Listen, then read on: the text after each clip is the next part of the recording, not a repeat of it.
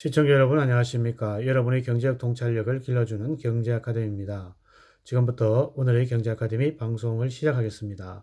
오늘은 2020년 5월 27일 중앙일보 26면 오늘의 제목은 도광양회 몸 낮추던 중국 외교 왜 늑대처럼 사나워졌나라는 제목을 가지고 최인택님이 정리한 내용을 살펴보도록 하겠습니다. 신종 코로나 바이러스 책임 문제로 궁지에 몰린 중국이 전례 없이 공격적이고 호전적인 외교 활동으로 전 세계와 충돌하고 있다. 시진핑 국가주석은 등소평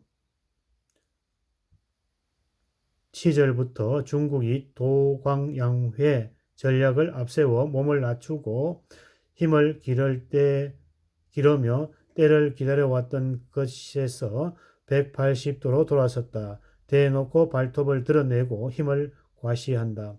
고자세의 독설, 경제 보복 예사로 홍콩 탄압, 대만, 남중국해의 항모, 장기적 국제 고립과 탈중국화를 불러 2013년 집권한 시 주석은 제1을 주동적으로 한다는 주동자귀를 거쳐 코로나 사태를 전후해 무력과 독설, 보복을 앞세워 전량 외교로 돌아섰다.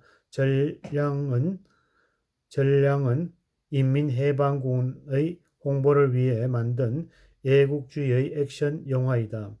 주인공은 2015년 개봉한 1편의 미국 네이비실 출신의 악당들, 그리고 2017년의 2편 유엔도 포기하고 미군도 철수한 아프리카에서 납치범을 각각 물리친다.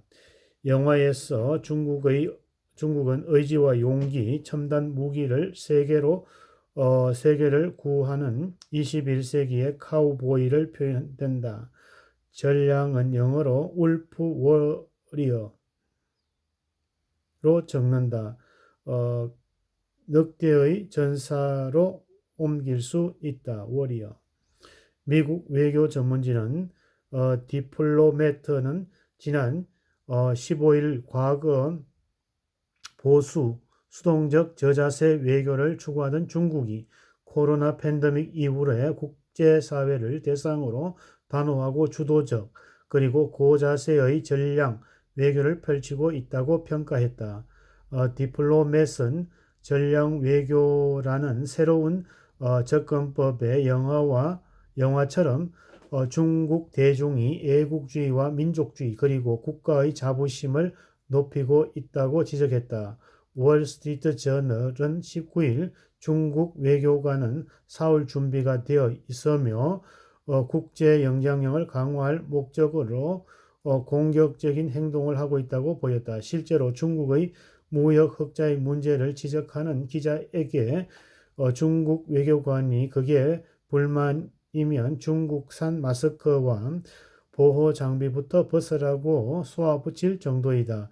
BBC 방송은 13일 코로나 팬데믹 상황에서 내놓은 험한 말들을 하는 중국 외교관들이 중국의 새로운 군대가 되고 있다고 지적했다. 헨리 키신저 전 미국 국무부 장관이 저서 디플로머시에서 지나친 언행이 신중해 이를 해석할 중국 전문가가 필요할 정도라고 평가했던 과거의 중국 외교와는 사뭇 다른 모습이다. 홍콩 사우스 차이나 모닝 포스트는 24일 중국 외교가 갈수록 호전적 태도를 보이면서 곳곳에서 마찰을 일으키고 특히 미국과의 불화를 쌓고 있다고 지적했다. 중랑 외교의 고삐를 바짝 당긴 결과 중국은 국제사회에서 물론 중화권과도 갈등을 하고 있다.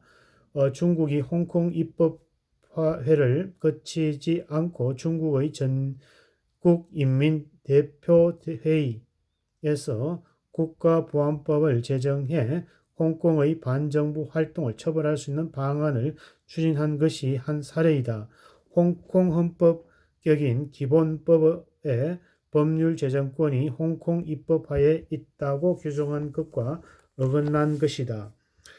SCMP 등의 21일 이를 보도하자 홍콩인들은 대대적인 시위로 맞섰다. 중국은 대만에도 일국 양제 통일 방안을 강요하면서 지난 1월 이를 받아들이지 않으면 무력 사용도 불사하겠다고 위협을 했다. 대만인들은 지난 1월 11일 총통 선거와 입법원의 선거에서 친중 성향의 국민당 대신 현상 유지를 추구하는 차이밍원 총통과 민진당의 표를 몰아주었다. 중국은 지난 4월 대만 해협에서 항공모함 랴오닝 함을 동원해 대규모의 군사 훈련으로 대만을 압박했다. 중국은 18일에서 19일 세계보건기구 의사결정기구인 세계보건총회에 대만의 옵저버 참가를 막았다. 지난 20일 2기 취임식에서 차이 총통은 중국의 일국 양제 통일 방안을 거부한 것은 물론 미국과 유럽, 일본과의 관계를 강화해 중국 의존을 줄이겠다고 강조했다.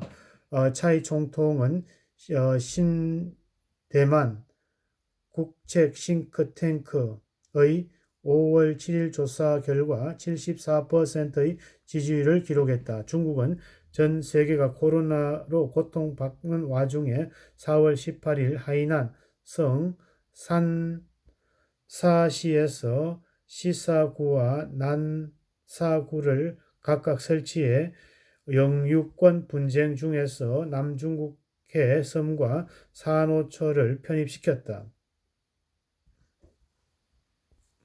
중국은 코로나 사태가 진정되면 베트남과 필리핀, 말레이시아, 인도네시아 등 남중국해의 영유권 분쟁을 불어온 동남아 국가들과 충돌할 수밖에 없다. 중국은 2호 항공모함인 산둥함이 취역식을 지난 12월 17일 남중국해 입구 하이난성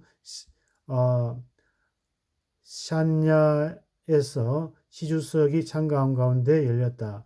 2016년 7월 12일 헤이그 국제상설중재재판소가 중국의 남중국해 권리 주장이 법적 근거가 없고 국제법을 위반하는 것이라고 했던 판결에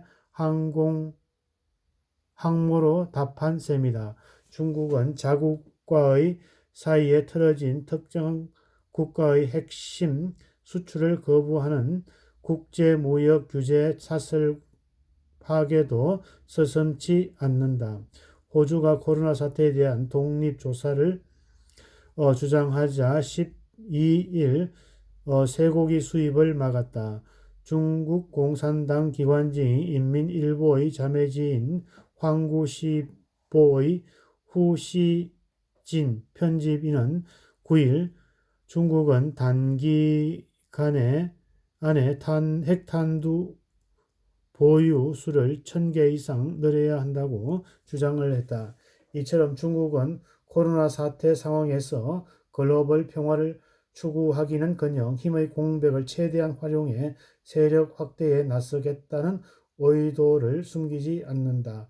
전략 외교의 중국 내부에서 민족주의와 애국주의를 자극해 시 주석과 중국 공산당의 권위를 높이겠지만 국제사회는 중국이 전 세계와 마찰하는 대갈등 시대를 우려하지 않을 수 없다. 게다가 코로나19 이후 글로벌 공급망이 흔들리며 세계의 공장이던 중국의 위상도 타격을 받게 된다.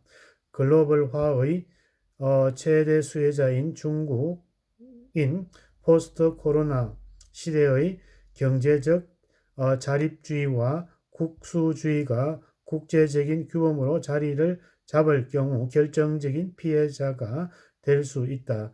전략 외교는 단기적으로는 중국의 권력에 이득을 줄 수 있겠지만은 장기적으로 중국과 세계에 모두 혼란을 가져올 우려가 크다.